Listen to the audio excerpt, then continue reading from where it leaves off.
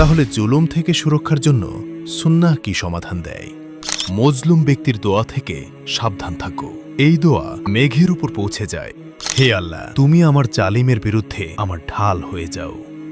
যখন কোনো অন্যায় দেখবে হাত দিয়ে থামাও, হাত দিয়ে না পারলে মুখ দিয়ে থামাও।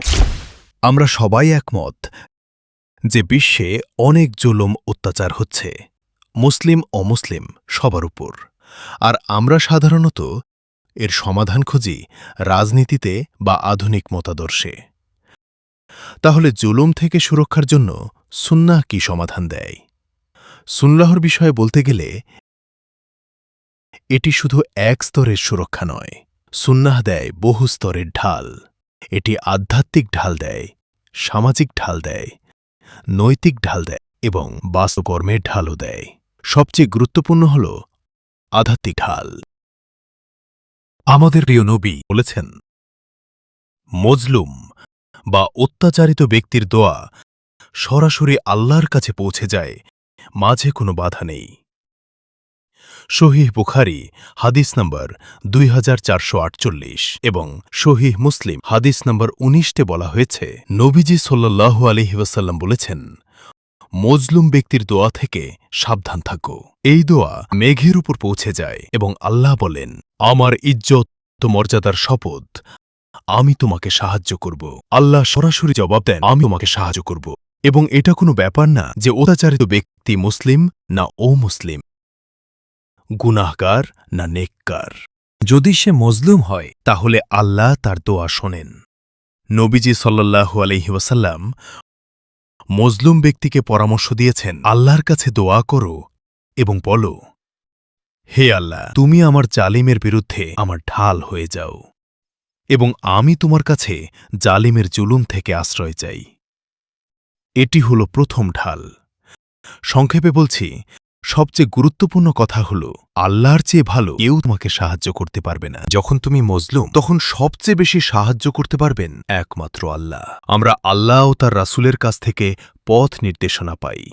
দ্বিতীয় ঢাল হল সামাজিক ঢাল। তোমার ভাই জালিম হোক বা মজলুম, উভয়কেই সাহায্য করতে হবে। যেমন কেউ ডাকাতির শিকার হলে তাকে রক্ষা করো, কেউ ডাকাতি করলে তাকে থামাও। দ্বিতীয় স্তরের ঢাল হল সহিহ মুসলিম হাদিস নম্বর ৪৯।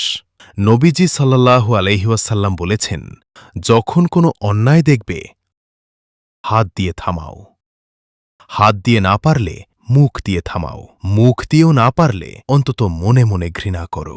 এটি হল ঈমানের সর্বনিম্ন স্তর। তাহলে সামাজিক স্তরে কোনো অন্যায় দেখলে যদি আল্লাহ শক্তি দিয়ে থাকেন, হাত দিয়ে থামাও। যেমন কাউকে ধর্ষণ হতে দেখলে শক্তি থাকলে হাত দিয়ে থামাও, শক্তি না থাকলে অন্তত মুখ দিয়ে বলো থামো, অথবা সাহায্যের জন্য ডাকো। সেটাও না পারলে অন্তত মনে মনে ঘৃণা করো। সামাজিক স্তরে তুমি মজলুম ব্যক্তিকে সাহায্য করতে বাধ্য। এবং আবু দাউদ হাদিস নম্বর ১৯৪ বলা হয়েছে, সর্বোত্তম কাজ কি? সর্বোত্তম জিহাদ কি? নবীজি সাল্লাল্লাহু আলাইহি ওয়াসাল্লাম বললেন, সর্বোত্তম জিহাদ হল জালিম শাসকের সামনে সত্য কথা বলা। জালিম শাসকের বিরুদ্ধে একটি সত্য কথা বললেও তা জিহাদ। এটি সামাজিক স্তরে।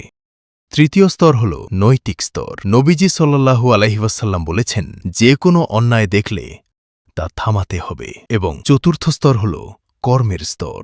ইবনে মাজাহ হাদিস নম্বর ৪২১০।